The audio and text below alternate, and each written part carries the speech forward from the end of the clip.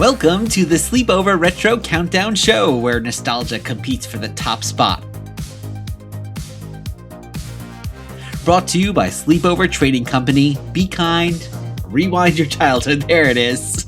Each episode, your hosts, Rob over there and Guido here in this great shirt, each bring 5 picks from deep in the analog archives. Their movies, their comics, their toys, their songs, their commercials, today their TV shows, and we battle it out to build the ultimate top 10 list.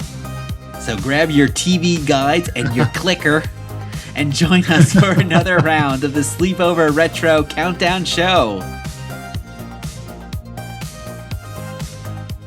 And on this episode, we are counting down the top new TV shows of 1996. So that is 30 years ago. 30 years. 30-year anniversary. That makes me feel old, but yes.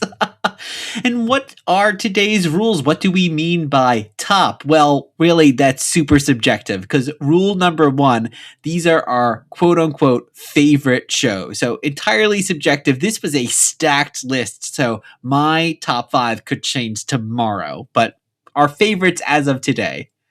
And rule number 2, the shows needed to debut on TV in 1996. Any 12 months of 1996. And genre could be sitcom, could be drama, talk show, animated, anything. Had to appear on TV for the first time 30 years ago this year. Ooh, so who's kicking us off? Who right. Who has control over the remote? See, I was an only child, so I didn't have to worry about this. I have the remote, so okay. I'll start us off because I'm starting with a weird one that you probably never even heard of. So this is my pick for the number 10 or 9 spot. My number 5, Savannah. Debuted on September 30th, 1996. I have never even heard of what of this course is. You and haven't. I watch a lot of these obscure shows from the 90s, and I have never even heard of Savannah. So this is a spelling entertainment primetime soap on the WB. When you said spelling entertainment, I thought you meant like it was going to be a show that teaches you how to spell. This was not like Sesame Street. No, this was like the Sesame opposite. Street. Okay, because this was in before the WB really got into teen, which started to happen in the next year when Buffy and Dawson's Creek came along. Savannah was like a Dallas dynasty. It was like any other primetime soap, maybe a little like 90210, but it took place in Savannah, Georgia, lasted for 2 seasons. And the reason this is on my list is not because it's very good and not because I even remember that much substance of it.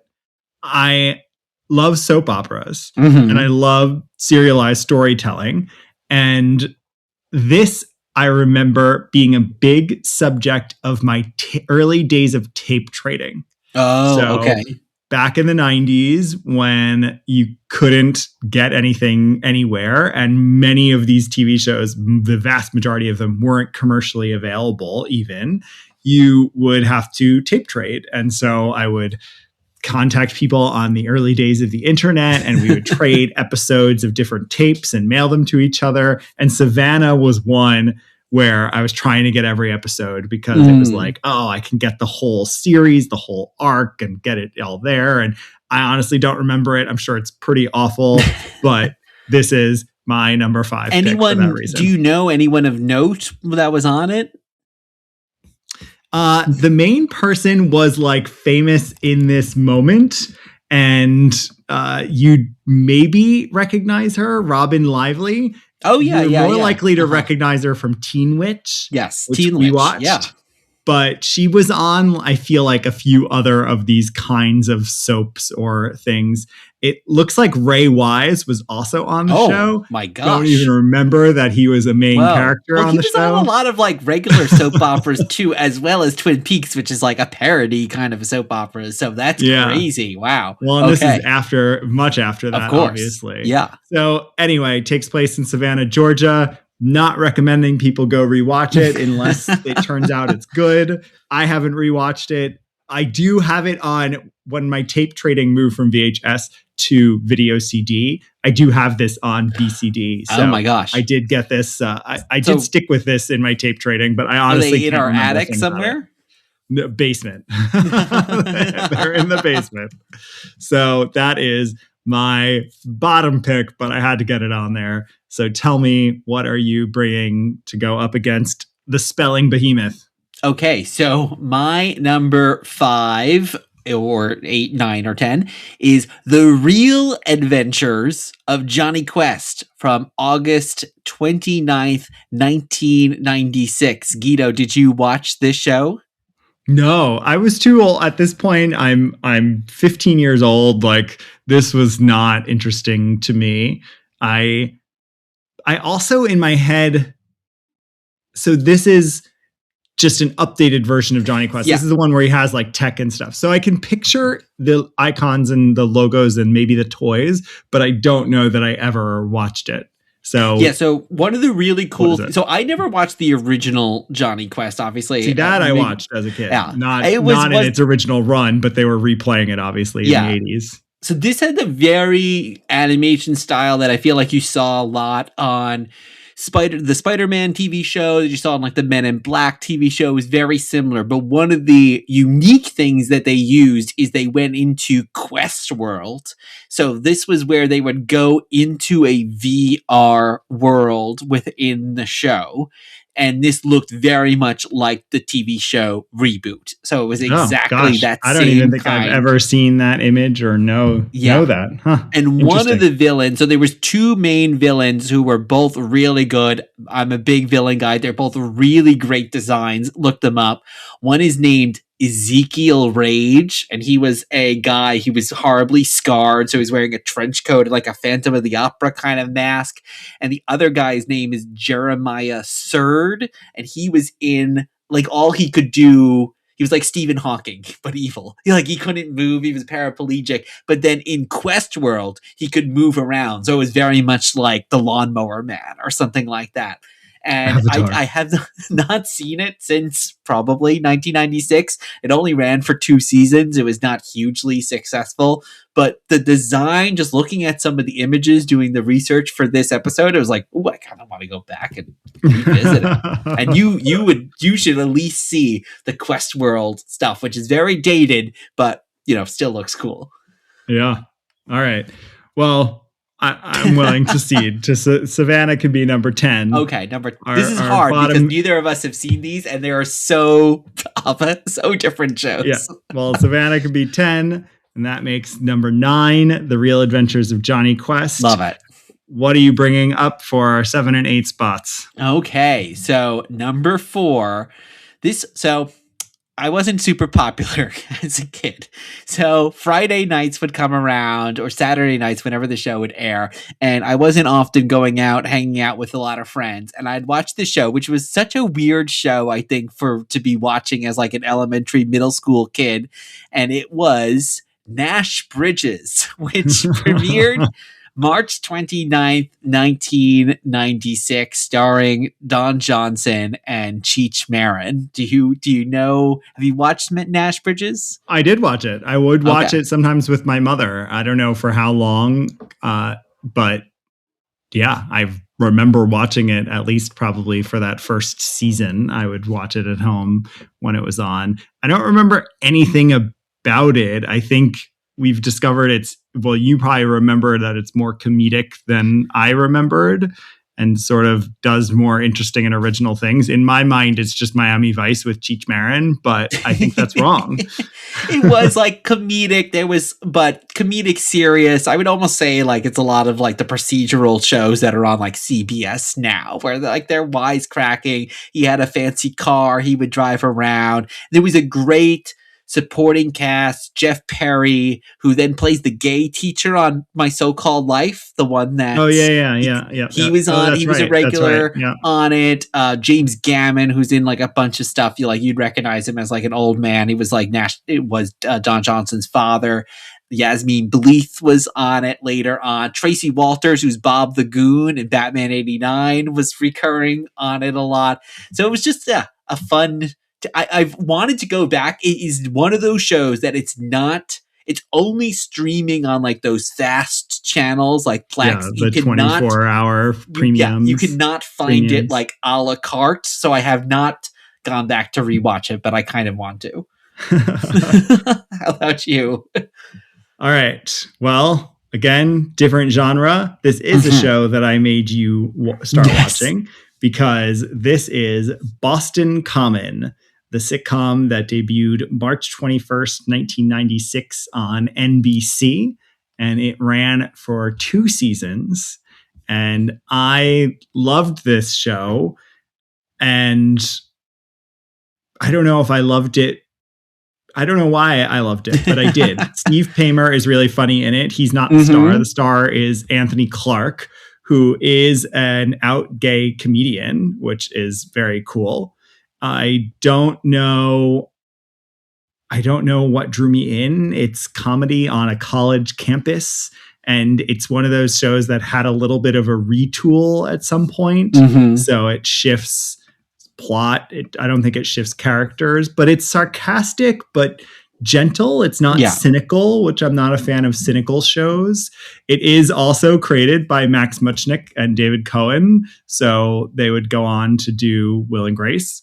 So there's like a lot of seeds of sitcom dumb in it. And I don't think there's anything particularly queer about it, maybe other than Boyd Pritchett, Anthony Clark's sense of humor is quite funny, but and he's Southern in it, which is often he's certainly a straight character because he's part of the big plot is that he has a crush on one of the other like co-eds there, but at the same time, like the Southern accent, like that style of like saying jokes can be very queer coded.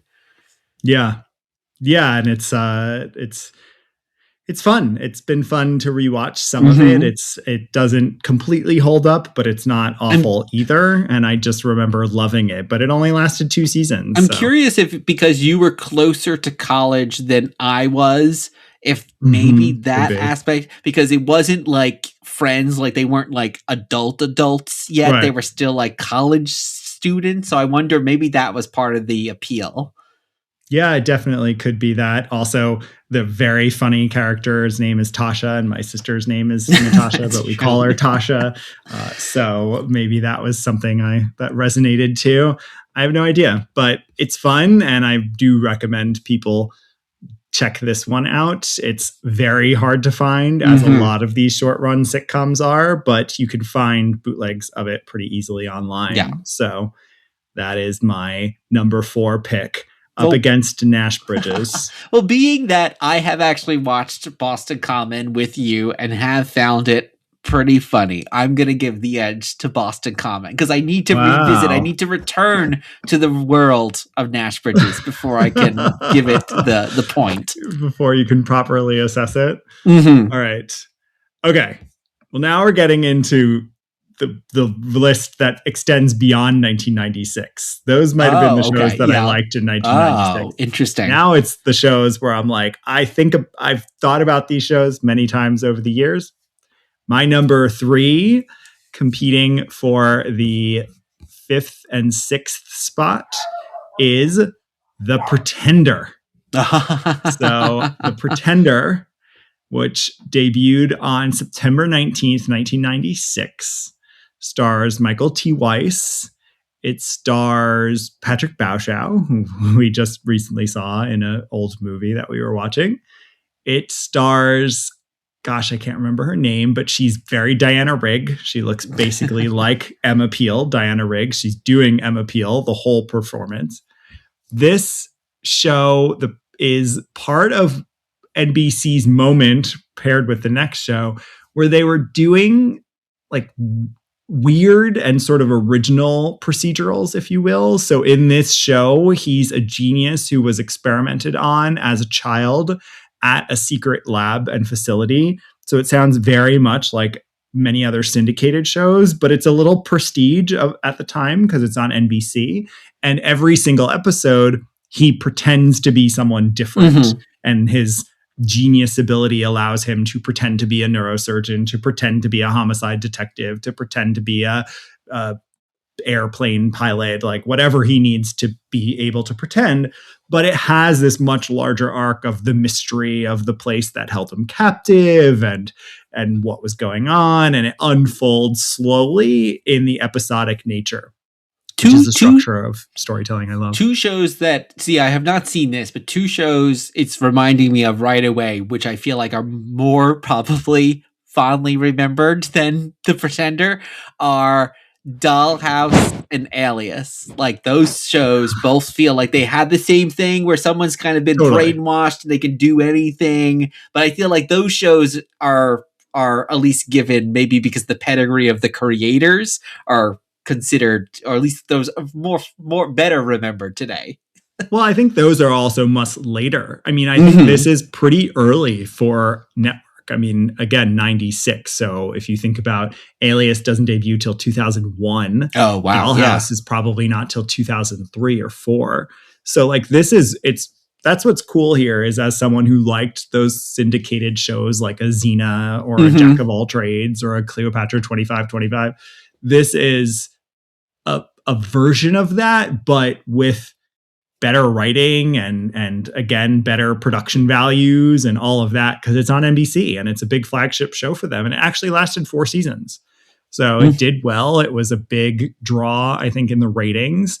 This is a show that I remember when TV series on DVD were becoming a really big thing 20 years ago.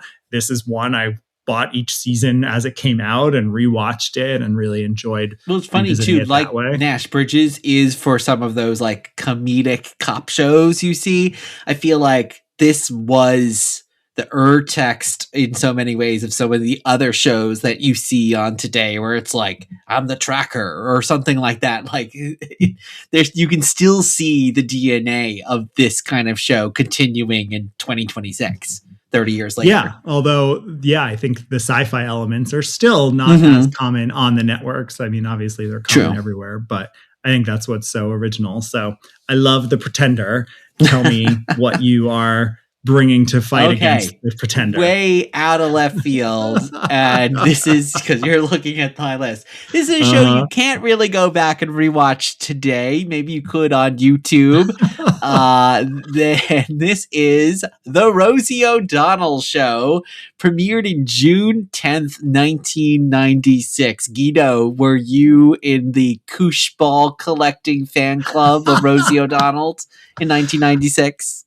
I think only for the fact that everyone was. I mean, this was such a moment. Like her show, maybe because it was still early on. Obviously, Oprah like blew up daytime talk show TV and created celebrity out of that.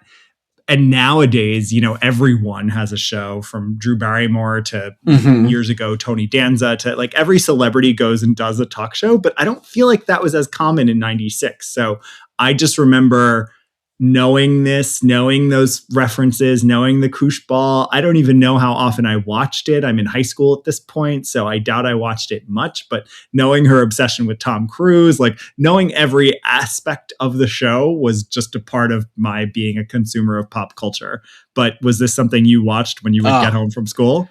No, it was the morning show, so I couldn't have watched it then. I would have had to have taped it, which I didn't. But no, this was one of those shows that was, if you were homesick or during the summer, I watched it. And I remember lots of memories going to my grandparents' house. And again, maybe this was during the summer or some weird time and I didn't have school. And you were definitely watching like this show. Because also, I think, unlike Oprah, where it was more about lifestyle, this was like a pure celebrity show, which I think, to your point, Guido, too, like you see that so much now with Drew Barrymore, but you wouldn't have seen like a big famous celebrity going on. I guess you had Regis and Kathy Lee. So like that was those probably were the not, first one. I mean, Rosie O'Donnell was a movie star. Yeah, that's true. She was a movie star. She headlined comedic movies. And so it was a bigger transition, and maybe there are other examples, but so I don't know if there's any way to even go back and watch it. The one clip I've seen is Christy Alley on the show with Rosie, and they're talking about how much Christy loved Blue Velvet. Very weird, which came out 10 years earlier than this show premiered. So, but that is a fun clip everyone should find as well. Because if you've never heard Rosie O'Donnell talk about Blue Velvet, there it is. Wow, I don't know how to compare these two things. No, they're these kind are of not apples and oranges here, so I'm unsure what to do with them.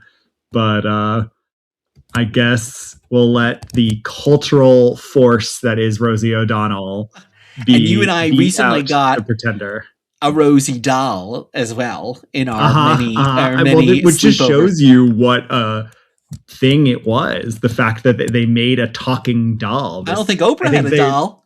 There's no Oprah doll. I think there's even a Rosie O'Donnell Barbie. Like, so there wasn't only the talking kids doll. I think there was then like an actual like fashion doll. Yeah. She had that Christmas album with Cher and Cyndi Lauper and all, like Gloria Estefan. Yeah. There's the whole song on there about her and Gloria Estefan talking about them eating too much food at Christmas time. Like, yes.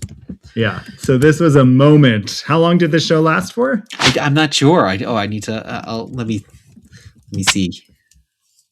Yeah, because 96, it lasted till 2002. So while it only lasted 6 years, obviously when you're a daily show, that means there were hundreds of episodes. Yes. All right. So our number 6 is The Pretender. Number 5, The Rosie O'Donnell Show. Moving into the top half of the countdown of shows that debuted in 1996. What are you bringing to compete for our number 3 and number 4 spots? Okay, so my number 2 choice, which is KaBlam, with an exclamation point.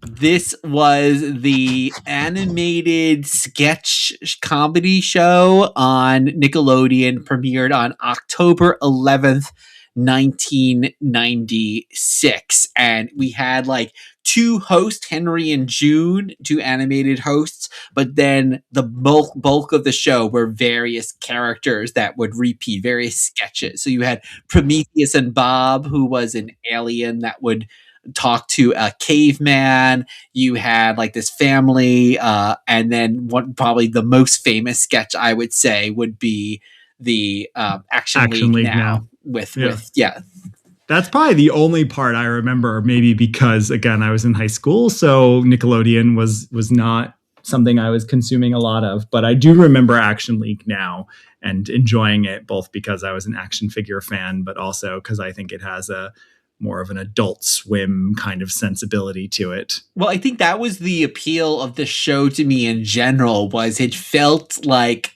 I mean, I was like 10 when these happened. So you're starting to transition away from just pure cartoons into some more serious.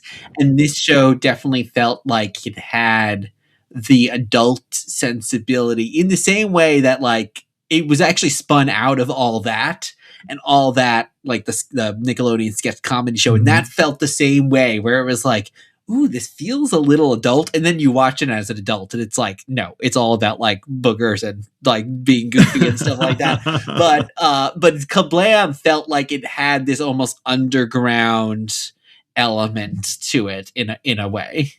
Yeah.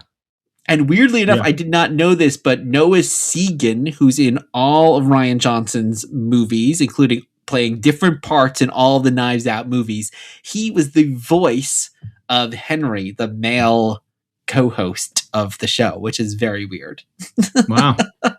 Yeah, well, I think a lot of those shows are where people got their starts. So comedians, especially, which are someone you like. So, all right, KaBlam. Well, KaBlam is also the sound a gun makes. And my next show pick is the companion to The Pretender, The Profiler. The Profiler debuted September 21st, 1996. They ended up airing together, having crossovers. They existed in the same world, which was really fun. But The Profiler, very different because it's about hunting serial killers. Now, what's so interesting is that's not a show I generally like, but for some reason, this show, also on NBC again, I would watch. It was event watching with my mother for my high school. And I remember even toward the end of it, like I would be out a lot and I would not be home a lot, and we'd have to like tape it and rewatch it, and I have to find a different time to watch it because I was never home watching it. But this show starring Ali Walker as a profiler, and she sort of has superpowers. It's not really superpowers. I think it's just in the visual medium, how they're representing the idea that she can sort of see and sense what a serial killer's doing. But it reads very much as I think it's not telekinetic, obviously. It's like tele something. There's actually a power that now Rachel Summers on the X-Men has, where when you touch something, you can sort of, it reverberates with you and you can sort of tell then what happened from it. Didn't they do something very similar with Will Grant on the Hannibal show, where like he could go into a room, right, and like because he's like connected, and he can like recreate it. Like he can kind of like replay the murder in his mind. Yeah, that's a different mechanic, but I think it is the same thing. That like this is a way that the creators of the show were able to represent it, but it almost makes them seem like they have superpowers. But the cool thing in this show, not only is the supporting cast cool, and it's my introduction to Julian McMahon, who I would go on to really love in Nip Tuck and love as Doom, even though that wasn't a great movie. But also there was one serial killer who would stalk her throughout the entire series, and they're trying to get the jack of all trades, and you never see him. And so he's very scary. And so again, you have this cool episodic nature to the show, but this larger meta arc. And at one point, Jack recruits Tracy Lords to be his sort of Harley Quinn. And it's very Joker Harley. And it's Tracy Lords, which is so cool. Again, this is meant to be like an NBC network show. Like there's something sort of edgy about this show that puts it more in the same way The Pretender pushes more into the zone of like sci-fi syndication fantasy. The Profiler pushes more into like horror than I think a lot of NBC primetime dramas would have at that point. So I love this show. I made you watch maybe one episode. We watched a couple because I knew about kind of the overarching serial killer element to it. And there's definitely some, it's funny I said Hannibal, because there's also obviously a Clarice, like she's also kind of a profiler, right? So there's definitely a strong like Silence of the Lambs connection. But I mean, what's great is also looking it up again, I'm reminded that Jack's mother is then played by Louise Fletcher at one point. So that's really fun. There's someone that everyone thinks is Jack, but it turns out is not, and he's played by Dennis Christopher. I love Dennis Christopher, great. And I once ran into Louise Fletcher on a hike. True story. So my dad recognized her. It was like, it's Louise Fletcher. It was like a lot of horror pedigree is in this show. They really pushed into it, and I loved it for that reason. So I think that the Profiler wins over KaBlam. I'll give it. I'll give it because I want to go back and rewatch KaBlam. Just looking it up, it was like I feel like that unlike some of the other shows from your childhood is going to be more subversive than it was. But I also love the fact that you tend to always shy away from these kind of serial killer things, and if you like the Profiler, then it has to be extra special. Yes. It is. All right. So our number 4 is KaBlam. Our number 3 is The Profiler. And now we are battling it out for the top spot. And we have 2 hilarious shows ahead of us. One more of a failed experiment than the other, but I'll start. And my show debuted actually, since when we're recording this, almost exactly 30 years ago, or we just passed its 30-year anniversary because it debuted on January 9th, 1996. And this is Third Rock from the Sun, which ended up lasting for 5 seasons or 6 seasons over 5 years, and is a sitcom in which a family of aliens comes to live on Earth and pretends to be human. And of course, that just means every episode gets to be a funny commentary on human beings and our world. And it stars John Lithgow, Kristen Johnston, French Stewart, and Joseph Gordon-Levitt, Jane Curtin too. But the family of four are hilarious. And I loved this show back in 1996. But this is one that you and I do rewatch a good amount pretty regularly. And it is hilarious. It is so well done. The performances are great. The jokes are great. Kristen Johnston is just one of the funniest people there is and gets some great lines with it. So this is just such a great show. And I loved it. Yeah, I didn't put it. I was considering putting it on my list, and I didn't because I watched it when it came out, but because I was a bit younger, I didn't watch it like that much because it was still felt a little adult. And on my list, I tried to go more towards things I actually watched then.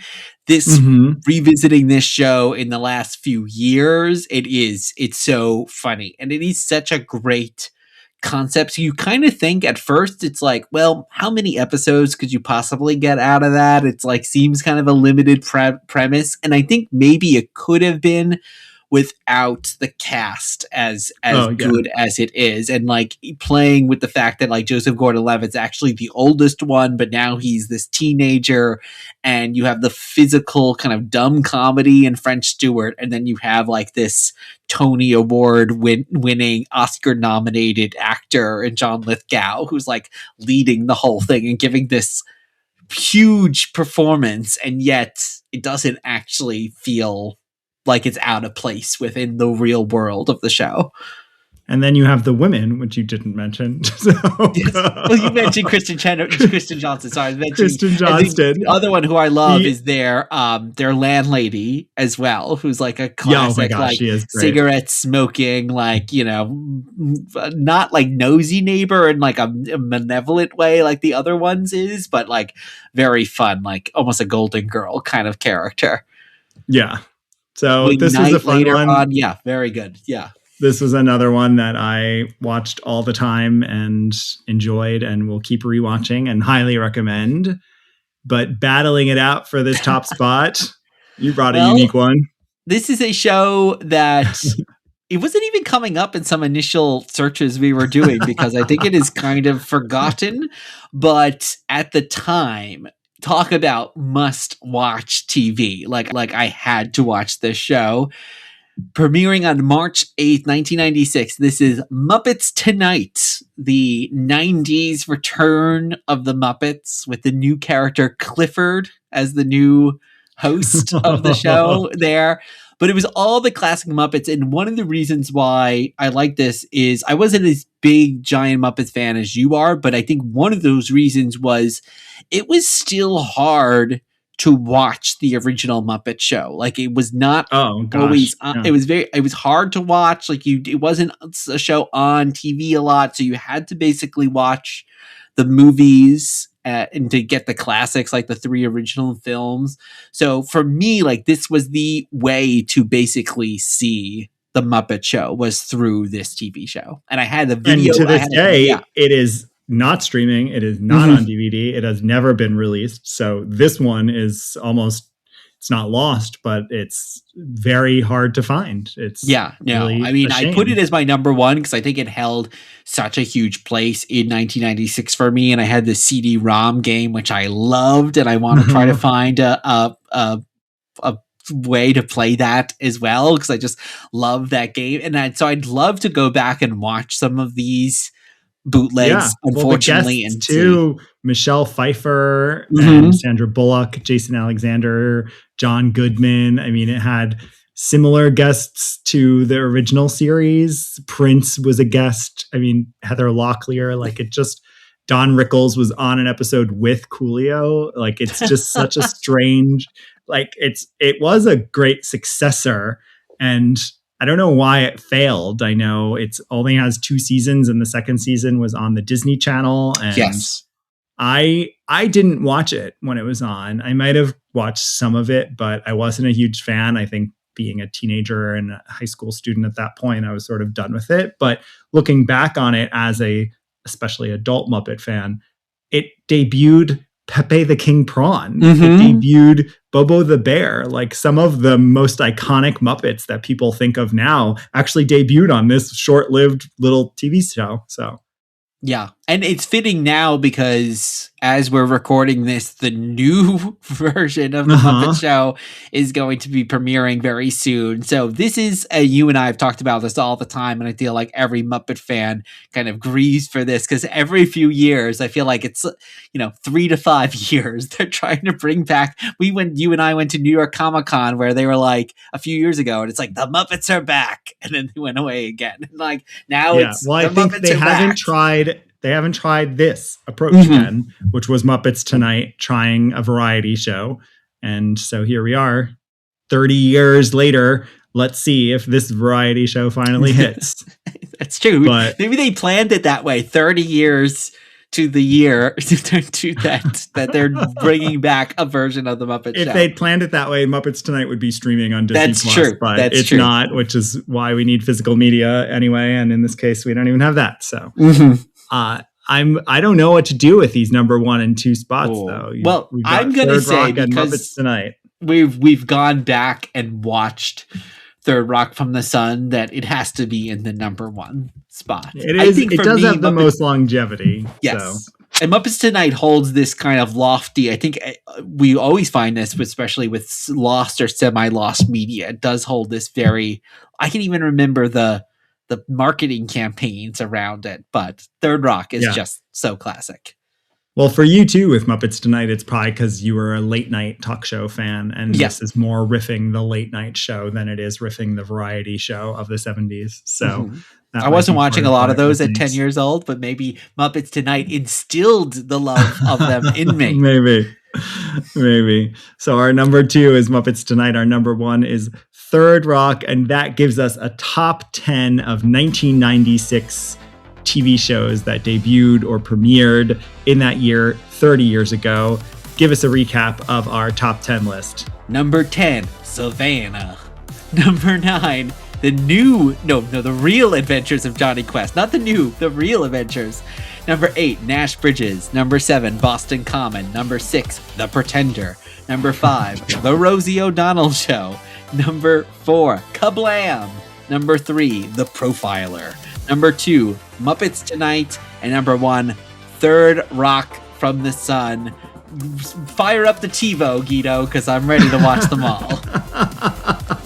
I don't worry. I already am making sure that each of these is on Plex, which is our modern version of the TiVo. Exactly. So. Yes. Yeah. And they're we can't even mention them all. Like this was, at first I was like, 1996, is there going to be a lot? And then I was replacing stuff. I had to take Hey Arnold off my list because it was like, I need to make more room. I think you can do that with every year though. That's what's so fun is so many shows were debuting, even though we feel like we now live in the time of content oversaturation.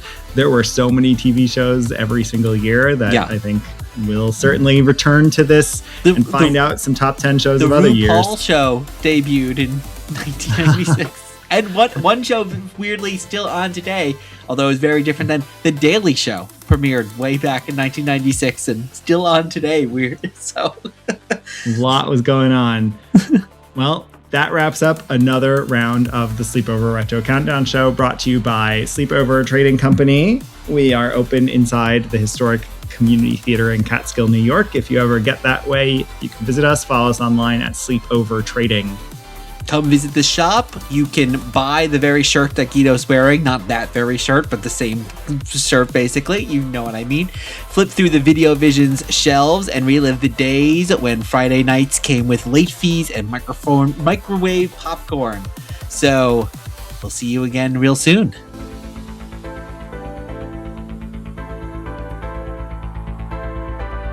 Be kind. Rewind your childhood.